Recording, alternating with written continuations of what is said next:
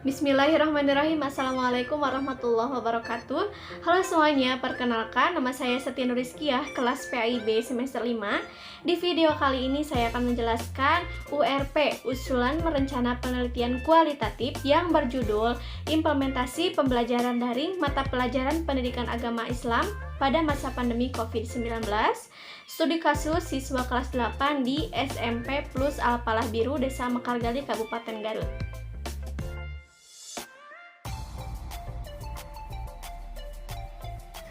Langsung saja ke bagian isi usulan rencana penelitian.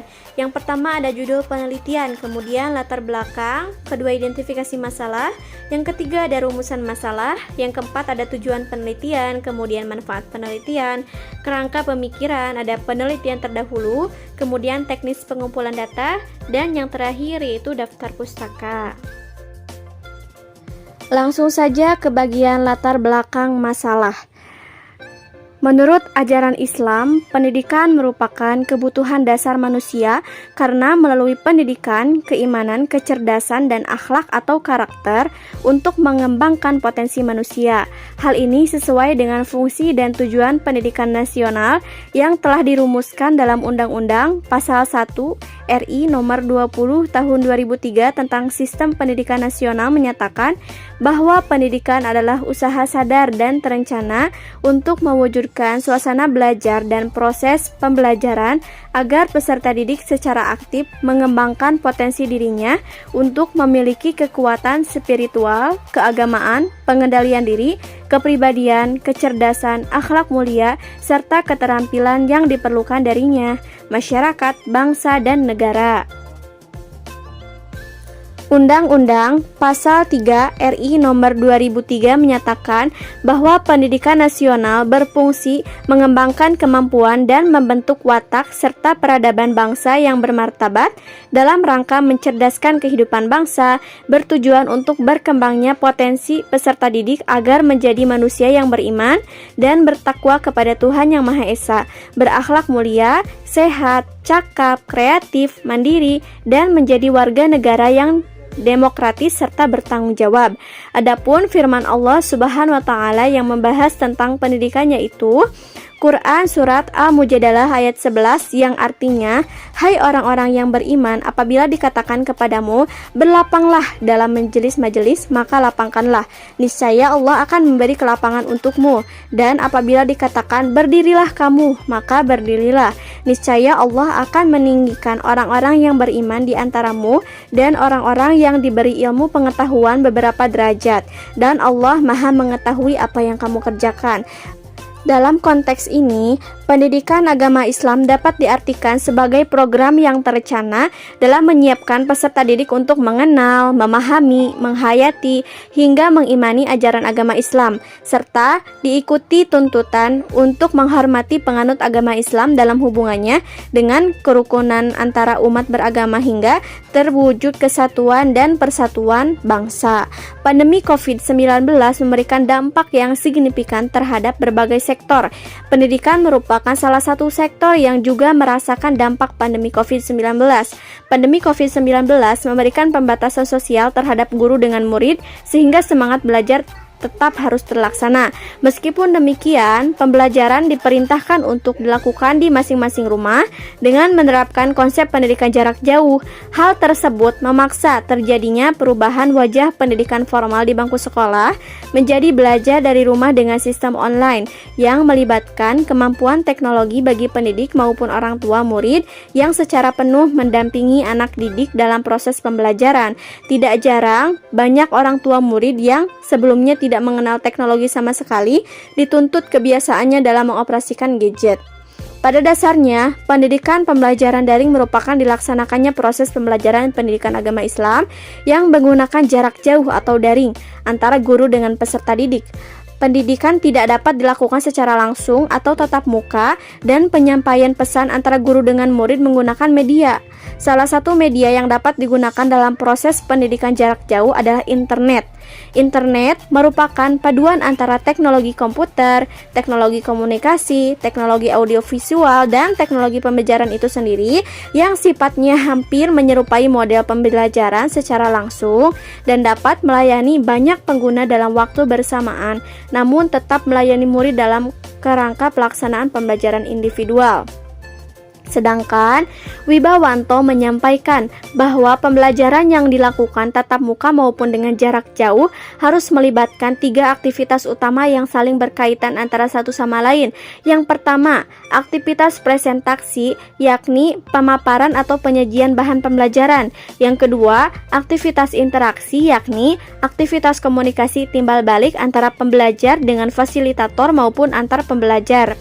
Dan yang ketiga, aktivitas evaluasi, yakni kegiatan yang dilakukan dalam mengatur kemajuan dan keberhasilan proses pembelajaran yang telah dilakukan. Dengan demikian, pelaksanaan proses pembelajaran pendidikan agama Islam dengan jarak jauh menuntut pendidik untuk mendesain ulang dan secara mendadak agar dapat memanfaatkan teknologi informasi secara optimal dengan menyenangkan. Harapannya adalah murid memperoleh hasil yang baik dalam bidang ilmu pengetahuan yang dipelajari dan juga dapat membentuk karakter, senang belajar yang sangat penting bagi masa depan peserta didik. Kemudian, proses pencapaian dan pemahaman konsep siswa ditentukan oleh strategi pembelajaran yang dipilih oleh guru. Proses berpikir dengan berdiskusi dan berdebat dengan teman sebaya akan membantu memperjelas pemikiran yang pada akhirnya menghasilkan pemikiran yang lebih logis. Dalam pendalaman konsep materi, sikap adalah salah satu yang harus diperhatikan. Menurut Syaiful, secara umum motivasi berarti sesuatu yang mendorong tindakan atau tindakan. Motivasi dapat diartikan sebagai kekuatan orang yang memiliki ketekunan dan semangat dalam menjalankan aktivitas, baik dalam diri individu. Selanjutnya dari motivasi ekstrinsik, mereka suka mendapatkan hadiah dan menemukan konsepnya sehingga memudahkan mereka untuk memperdalam materi yang diinginkan. Siswa yang memiliki sikap negatif terhadap pembelajaran kurang memiliki motivasi untuk terlibat di dalam kelas. Demikian pula, siswa yang memiliki sikap positif terhadap pembelajaran akan memiliki motivasi untuk terlibat di dalam kelas, karena memiliki motivasi yang tinggi dapat menimbulkan pemahaman konsep yang baik kepada siswa. Siswa yang memiliki motivasi yang tepat akan memiliki pemahaman konsep yang baik. Dengan memiliki motivasi yang tepat, siswa akan giat dalam mencari informasi secara detail dan membuat catatan sendiri. Namun, faktanya saat ini tidak sedikit sekolah yang masih kesulitan melaksanakan proses pembelajaran yang update melalui pemanfaatan teknologi informasi, memilih strategi pembelajaran yang menarik, memilih metode pembelajaran terhadap siswa pada proses pembelajaran daring. Seringnya pendidik dituntut memiliki sikap terbuka dan tanggap terhadap berbagai perubahan. Hal ini dikarenakan perubahan tersebut memberikan pengaruh besar terhadap proses pembelajaran.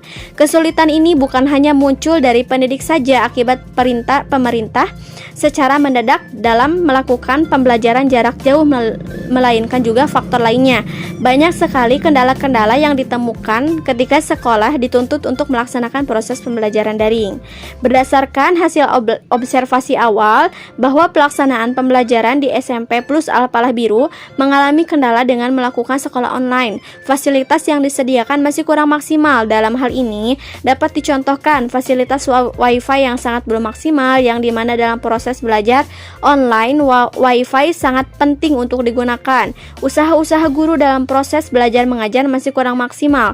Dapat dicontohkan bahwa hanya menggunakan metode-metode yang itu-itu saja sehingga peserta didik menjadi bosan, dan juga di dalam pembelajaran peserta didik masih kurang berinteraksi dengan baik. Dapat dicontohkan bahwa karena kurangnya metode-metode yang menarik sehingga peserta didik kurang dapat berinteraksi, bahkan untuk merespon guru masih kurang baik, serta peserta didik masih kurang memperdulikan proses dalam proses belajar mengajar pembelajaran daring, baik bertanya ataupun memberikan pendapat.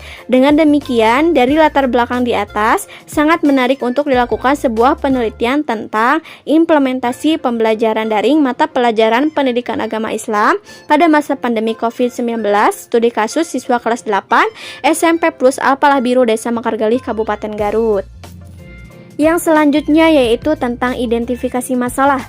Pertama, Fasilitas yang disediakan dari sekolah masih kurang maksimal dalam mengimplementasi pembelajaran daring pada mata pembelajaran PAI di masa pandemi COVID-19. Kedua, usaha guru masih belum maksimal dalam proses belajar mengajar saat mengimplementasi pembelajaran daring pada mata pelajaran PAI di masa pandemi COVID-19. Tiga, kurangnya interaksi antara guru dan siswa saat kegiatan belajar mengajar. Empat, tingkat kepercayaan diri peserta didik untuk bertanya yang masih rendah. 5. Tingkat kepedulian dalam ikut serta memberikan pendapat dalam proses belajar mengajar daring masih sangat rendah. Kemudian rumusan masalah. Berdasarkan identifikasi masalah yang dikemukakan di atas, maka peneliti merumuskan masalah penelitian ini adalah bagaimana implementasi pembelajaran daring pada mata pelajaran PAI di masa pandemi COVID-19. Studi kasus siswa kelas 8 SMP Plus Alpalah Biru Desa Mekargali Kabupaten Garut dengan tujuan penelitian yaitu sesuai dengan perumusan masalah, maka tujuan yang diharapkan dari penelitian ini adalah untuk mendeskripsikan bagaimana implementasi pembelajaran daring pada mata pelajaran PAI di masa pandemi COVID-19. Kemudian manfaat penelitian secara teoritis menjadi bahan teoritis guna kepentingan penulisan karya ilmiah yang berbentuk skripsi, kemudian dapat menjadi bahan pertimbangan bagi peneliti selanjutnya yang berhubungan dengan implementasi pembelajaran daring pada mata pelajaran PAI di masa pandemi COVID-19 siswa kelas 8 di SMP Plus Alpalah Biru Garut. Kemudian ada manfaat secara praktis yaitu untuk guru, kegunaan bagi peneliti, dan kegunaan bagi institut. Untuk guru, yang pertama dapat dijadikan sebagai bahan evaluasi guru maupun sekolah dalam pelaksanaan dan peningkatan cara implementasi pembelajaran daring pada mata pelajaran PAI di masa pandemi COVID-19 siswa kelas 8 di SMP Plus Alpalah Biru Garut. Kemudian kegunaan bagi peneliti diharapkan dapat dijadikan pertimbangan dan penyelesaian dari rumusan masalah. Kemudian kegunaan bagi institut yaitu untuk pihak institut khususnya jurusan PAI berguna sebagai literatur bagi peneliti selanjutnya yang akan mengadakan penelitian yang sama. Hasil penelitian ini diharapkan dapat berguna untuk seluruh mahasiswa dan dosen, terutama bagi mereka yang ingin implementasi pembelajaran daring pada mata pelajaran PAI di masa pandemi COVID-19 siswa kelas 8 di SMP Plus Alpalah Biru Garut. Yang selanjutnya yaitu tentang kerangka pemikiran. Kerangka pemikiran, yang pertama ada konsep implementasi, kemudian ada pembelajaran jarak jauh, pendidikan agama Islam, dan COVID-19. Yang pertama untuk konsep implementasi. Istilah implementasi bukanlah hal yang baru dalam dunia pendidikan maupun dunia manajemen. Setiap guru setelah melakukan perencanaan terhadap program ataupun rencana, pastilah akan berusaha semaksimal mungkin untuk mewujudkan rencana tersebut agar sukses dan mencapai tujuan yang diharapkan sesuai dengan kurikulum yang berlaku di sekolah. Implementasi dalam Kamus Besar Bahasa Indonesia diartikan sebagai pelaksanaan atau penerapan. Implementasi adalah suatu tindakan atau pelaksanaan dari sebuah rencana yang sudah disusun secara matang dan dapat terperinci. Implementasi biasanya dilakukan setelah perencanaan sudah dianggap siap, artinya yang dilaksanakan dan diterapkan adalah kurikulum yang telah dirancang atau didesain untuk kemudian dijalankan sepenuhnya. Ataupun secara sederhana, implementasi itu adalah diartikan sebagai pelaksanaan atau penerapan dalam pembelajaran. Secara garis besar, implementasi pembelajaran merupakan suatu tindakan atau pelaksanaan dari sebuah rencana yang disusun secara matang dan terperinci dalam melakukan proses pembelajaran. Kemudian ada yang disebut dengan pembelajaran jarak jauh. Pembelajaran daring merupakan sebuah pembelajaran yang dilakukan dalam jarak jauh melalui media berupa internet dan alat penunjang lainnya seperti telepon seluler dan komputer. Pembelajaran daring sangat berbeda dengan pembelajaran seperti biasa. Menurut Riana, pembelajaran daring lebih menekankan pada ketelitian dan kejelian peserta didik dalam menerima dan mengolah informasi yang disajikan secara online. Konsep pembelajaran daring memiliki konsep yang sama dengan e-learning. Kemudian ada pendidikan agama Islam. Pendidikan agama Islam itu merupakan usaha sadar dan terencana untuk menyiapkan siswa dalam meyakini, memahami, menghayati, dan mengamalkan ajaran Islam melalui kegiatan bimbingan, pengajaran, atau latihan. Yang selanjutnya yaitu COVID-19. COVID-19 adalah penyakit menular yang disebabkan oleh virus SARS-CoV-2 pada tahun 2019. Sebagian besar orang yang tertular COVID-19 akan mengalami gejala ringan hingga sedang dan akan pulih tanpa penanganan khusus. Namun, sebagian orang akan mengalami sakit parah dan memerlukan bantuan medis hingga meninggal. Adapun di sini saya hanya menampilkan tentang gambar kerangka pemikiran. Untuk materi yang selanjutnya yaitu penelitian terdahulu akan saya tampilkan juga di dalam video. Kemudian ada langkah-langkah metode penelitian. Langkah-langkah metode penelitian itu yang pertama ada persiapan yang meliputi pencarian masalah dan identifikasi masalah, kemudian penyusunan proposal, membuat rumusan masalah, tujuan, manfaat, mencari landasan teori, dan menunjukkan hipotesis juga metodologi.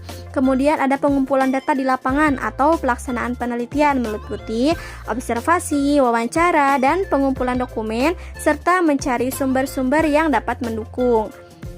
Yang terakhir yaitu daftar pustaka yang saya tampilkan juga di dalam video. Sekian dan terima kasih untuk usulan rencana penelitian yang dapat saya sampaikan. Semoga bermanfaat khususnya untuk saya dan umumnya untuk teman-teman semua.